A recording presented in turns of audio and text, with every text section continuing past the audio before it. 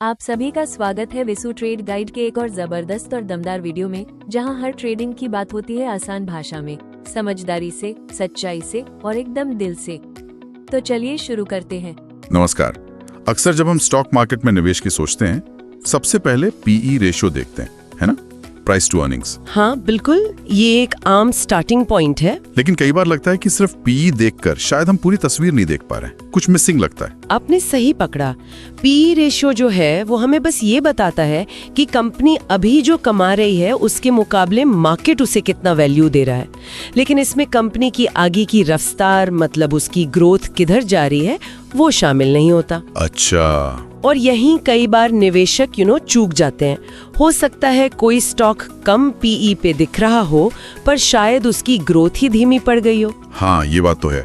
मतलब सिर्फ आज का नफा देखना काफी नहीं, कल की उम्मीद भी उतनी जरूरी है। और इसीलिए आज हम एक कदम आगे बढ़ रहे हैं। बात करेंगे पेग रेशियो की, प्राइस अर्निंग्स टू ग्रोथ। आज का हमारा मकसद है इसी पीईजी रेशियो को ठीक से समझना। ये है क्या भला, काम कैसे करता है और क्यों ये सिर्फ आज के मुनाफे से आगे देखने में मदद करता है? हाँ चलिए इसको आसान बनाते हैं। देखिए, पीईजी रेशियो का सीधा सा फॉर्मूला है।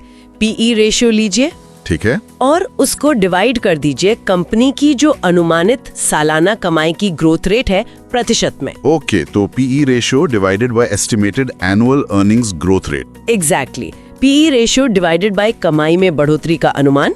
तो मतलब बेसिक फर्क ये हुआ कि पीई सिर्फ आज की बात कर रहा है और पीईजी उसमें कल की ग्रोथ का एंगल भी जोड़ देता है। हाँ बिल्कुल, ये सिर्फ कीमत और कमाई का रेशियो नहीं है, ये कीमत, कमाई और उस कमाई की ग्रोथ की रफ्तार, तीनों को एक साथ देखता है। अरे वाह, ये तो सोचने का नजरिया ही बदल देता है निवेश को लेकर। हाँ बिल्कुल, एक उदाहरण लेते हैं, ठीक है? मान लीजिए दो कंपनियां हैं, ए और बी। ठीक है। दोनों का पीई रेशियो 20 है। अब पहली नजर में तो लगेगा भाई दोनों बराबर है। हाँ, सेम पीई तो।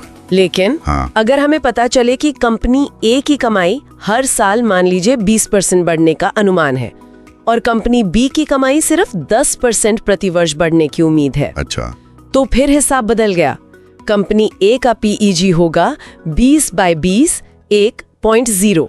सही। और कंपनी बी का पीईजी होगा 20/10 2.0। हाँ, अरे तो यहाँ तो साफ दिख रहा है, पीई भले ही बराबर हो, कंपनी ए जिसका पीईजी कम है 1.0, हाँ। वो अपनी ग्रोथ के हिसाब से ज्यादा आकर्षक लग रही है। एकदम सही पकड़ा। कम पीईजी मतलब आमतौर पर 1 से कम को अच्छा माना जाता है। हालांकि ये इंडस्ट्री पे भी डिपेंड करता है। ये इशारा करता है कि स्टॉक की कीमत शायद उसकी अनुमानित ग्रोथ के मुकाबले कम है, अंडर वैल्यूड हो सकता है। एक और सिचुएशन देखते हैं जल्दी से। मान लीजिए कंपनी सी का पीई 30 है, काफी ज्यादा लगता है ना? 30 तो ज्यादा ही माना जाता है। पर उसकी ग्रोथ 25% अनुमानित है, तो पीईजी कितना हुआ? 30 divided by 25 is equal to 1.2। 1.2, ठीक है। अब एक कंपनी डी है जिसका पीई कम है, मान लीजिए 22, लेकिन उसकी ग्रोथ सिर्फ 15% है, तो उसका पीईजी हुआ 22 डिवाइडेड बाय 15, ये करीब 1.47 आएगा। बिल्कुल। तो देखिए, यहाँ कम पीई वाली कंपनी डी पीईजी 1.47 के मुकाबले ज्यादा पीई वाली कंपनी सी पीईजी 1.2 ग्रोथ के नजरिए से बेहतर वैल्यू दे रही है। ये बहुत दिलचस्प है, लेकिन यहाँ मेरे मन में एक सवाल आ रहा है। पूछिए। ये जो अनुमानित ग्रोथ रेट है, हाँ? मतलब ये तो भविष्य का अंदाजा है, ये कितना भरोसेमंद होता है? कौन लगाता है ये अनुमान? बहुत ही वैलिड सवाल है, और सच कहूँ तो यही पीईजी की सबसे बड़ी लिमिटेशन या चुनौती है। ये जो ग्रोथ रेट्स होती हैं, ये आमतौर पर मार्केट एनालिस्ट के अनुमानों पर आधारित होती हैं। कभी कभी कंपनी खुद गाइडेंस देती है या फिर पिछले ट्रेंड्स को देखा जाता है। अच्छा। और हाँ बिल्कुल, ये अनुमान गलत भी हो सकते हैं। मार्केट बदल सकता है, कंपनी के प्लान बदल सकते हैं।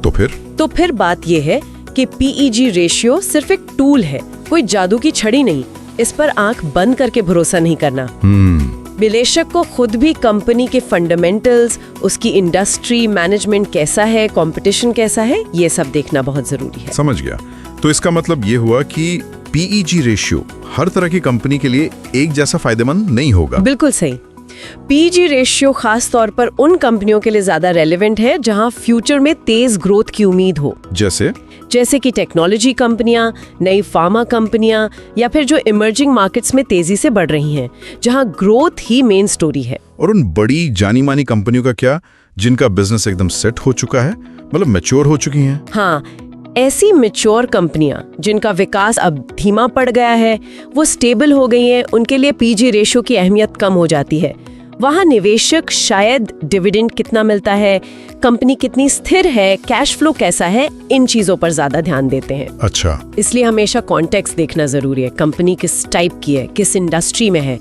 एक टेक कंपनी का टिपिकल पीजी एक यूटिलिटी कंपनी के पीजी से बिल्कुल अलग हो सकता है। तो कुल मिलाकर निचोड़ ये निकलता है कि सिर्फ कम पीई देखकर लपक लेना, हाँ, या फिर ज्यादा पीई देखकर सिरे से खारिज कर देना, बिल्कुल, ये दोनों ही शायद अधूरा विश्लेषण है।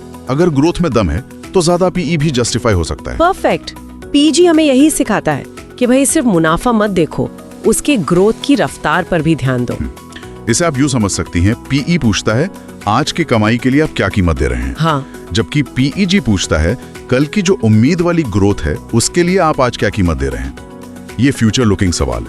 क्या बात है, बहुत अच्छे से समझाया। तो सार यही है कि अगली बार जब कोई स्टॉक देखें तो सिर्फ पीई की सतह पर न रुकें। हाँ, पेग रेशो को भी देखें, समझें कि भविष्य में ग्रोथ की क्या संभावनाएं दिख रही हैं। इससे एक ज्यादा बैलेंस्ड व्यू मिलेगा। निश्चित रूप से ये निवेशकों को सिर्फ आज के आंकड़ों से आगे बढ़कर कल की पॉसिबिलिटीज का अंदाजा लगाने का एक फ्रेमवर्क देता है। लेकिन हाँ, ये जरूर याद रखना है कि इसे अकेले नहीं देखना। बाकी सारे गुणात्मक और मात्रात्मक विश्लेषण, मतलब क्वालिटी और नंबर्स, दोनों के साथ मिलाकर ही इस्तेमाल करना चाहिए। और इसी से जुड़ा एक विचार मेरे मन में आ रहा है, अगर पेग भविष्य के अनुमानों पर इतना टिका है तो क्या हमें उन चीजों पर ज्यादा गौर नहीं करना चाहिए जो इन अनुमानों को सच बनाने में मदद करती हैं?